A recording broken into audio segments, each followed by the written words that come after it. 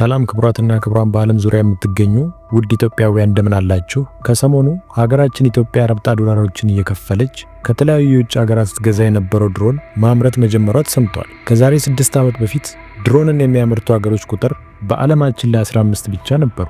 ታዲያ ሌሎች ሀገሮች ድሮን እንዳያመርቱ ምን አገዳቸው? ሀገራችን ማምረት መጀመሯስ ጥቅሟ ምንድነው? ወደ ቪዲዮ ከመግባታችን በፊት ላይክ እና ሰብስክራይብ በማድረግ ጀምሩት።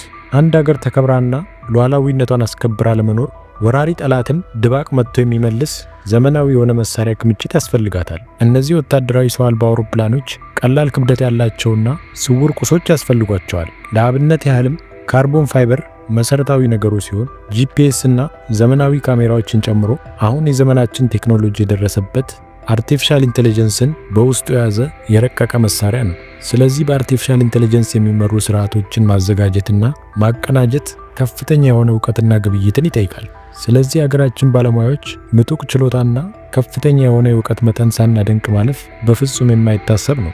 ጠቅላይ ሚኒስትር አብይ አህመድም እንደተናገሩት አሁን ያለው የውጊያ ስትራቴጂ ሙሉ በሙሉ መቀየሩንና ዓለም 4ኛ ጄኔሬሽን ስለገባ ውጊያዎችም በአርቲፊሻል ኢንተለጀንስ የሚመሩ በመሆናቸው ኢትዮጵያም ለማሳካት ቀርቶ ለማሰብ አዳጋች የሆነውን ቴክኖሎጂ ለማምረት እንደበቃች ተናግረዋል። ሌላው ጠቅላይ ሚኒስትሩ ከዚህ በፊት በገንዘባችን እንኳን ለመግዛት ይሄ ነው የማይባል ፈተና እንደገጠማቸው ተናግረዋል። ይህም የተባለበት ትልቁ ምክንያት ምንድነው? በሰው ሀገር እንደመመረቱም እያንዳንዱ ሀገር የራሱ የሆነ መመሪያና ደንብ ስላለው እነዚህ ደግሞ በመሳሪያ ደረጃም ከፍተኛ የሆኑ መሳሪያዎች ስለሆኑ በቴክኖሎጂም የታገዙና ሰውን ለማጥቃትና ለማጥፋት የተቀነባበሩ መሳሪያዎች ስለሆኑ የትኛውም ግለሰብ እንዳሻው ተነስቶ መግዛት ስለማይችል በሀገር ደረጃም ስለሆነ ሕጉ ጠበቅ ያለና ብዙ ፕሮሰስን ማለፍ የሚጠይቅ መሆኑን ጠቅላይ ሚኒስትር አብይ አህመድ በግልጻቸው ተናግረዋል። ከተገዛ በኋላ ማጠቃቀሙ ፈተና እንደነበረና አዳጋች መሆኑን አክለው ተናግረዋል። ይህ ድሮንም በሌላ ሀገር ላይ እንደመመረቱ በሌላ ሰው እንደመመረቱ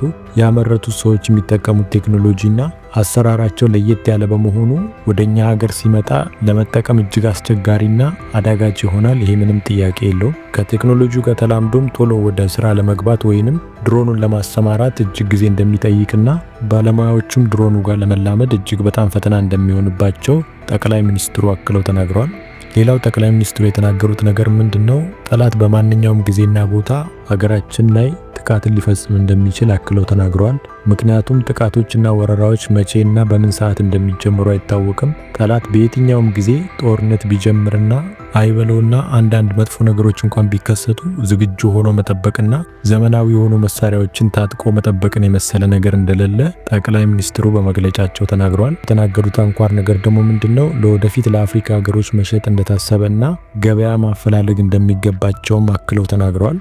ይህም ለኢትዮጵያ ኢኮኖሚ የሚያስገኘው ዋጋ ቀላል የሚባል አይደለም። እነዚህ ድሮኖች በቀላል ዋጋ አይደለም የሚሸጡት። ለአብነት ያህልም ከቅርብ ርቀቱ ድሮን ሲንጀምር በትንሹ $20,000 ተነስቶ ከፍተኛ አድቫንስድ የተባለው ቴክኖሎጂ ያለው ድሮን ደግሞ $100 ሚሊዮን ድረስ ሊያወጣ እንደሚችል የታወቀ ነገር በመሆኑ ሀገራችን ኢትዮጵያም ከዚህ ድሮን ሽያጭ የምታገኘው ገንዘብ ቀላል የሚባል ገቢ አለመሆኑን ሊሰመርበት እንደሚገባ ግልጽ የሆነ ጉዳይ ነው ማለት ነው። እነዚህ በኢትዮጵያ የሚመረቱ ድሮኖች ሁለት አይነት ሲሆኑ የመጀመሪያው እንደሚታወቀው አጥፍቶ ጠፊ እንደሚባለው ጥቃት ከፈጸመ በኋላ በዛው የሚቀር ወይንም ተልኮ ጥፋት ካጠፋ በኋላ የማይመለስ ወይም ለአንድ ጊዜ ብቻ የሚያገለግል አይነት ድሮን ሲሆን፣ ሁለተኛው ደግሞ ጥቃትን ፈጽሞ ወዲያውኑ ተመልሶ የሚመለስና ለሁለተኛ አገልግሎት የሚበቃ አይነት የድሮን አይነት እንደሆነ ጠቅላይ ሚኒስትሩም በገለጻቸው ላይ ተናግረዋል። ስለዚህ አጥፍቶ ጠፊ የሚባለውን አይነት ድሮን ሲመረት እጅግ በጣም ቁጥሩ ብዙ መሆን እንዳለበት ግልጽ ነው። ምክንያቱም ለአንድ ጊዜ ብቻ ስለምንጠቀመው ይህ ድሮንም በዛ ተደርጎ መሰራቱ ግድ ነው።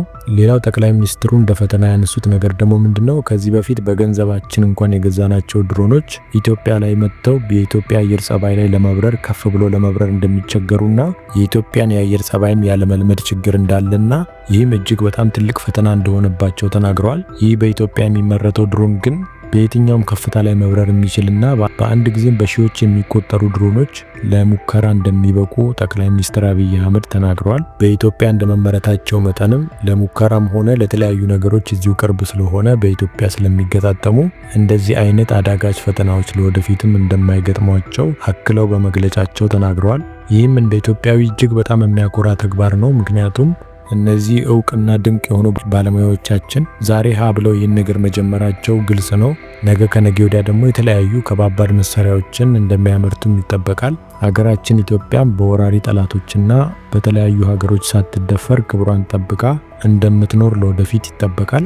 ይህ እየተደረገ ያለው ነገርም ይበል የሚያሰኝና የሚበረታታ በመሆኑ የየትኛውም ኢትዮጵያዊ ደስ ሊለውና በዚህ በኢትዮጵያ መሳሪያ አቅም ሊኮራ እንደሚገባው ግልጽና ግልጽ የሆነ ጉዳይ ነው ማለት ነው። የዛሬው ቪዲዮ ይህን ይመስል ነበር። ትምህርትና ቁም ነገር እንደጨበጣችሁበት ባለመጠራጠር ሀሳብ አስተያየቶቻችሁን በኮመንት አጋሩ። ስለተከታተላችሁኝ እጅግ አድርጌ አመሰግናለሁ። ወደዚህ ቻናል ዛሬ ጎራ ያላችሁ ቪዲዮን ላይክ እና ሰብስክራይብ በማድረግ ቤተሰብ እንድትሆኑ ስል በትህትና ጠይቃችኋለሁ። መልካም ቀን።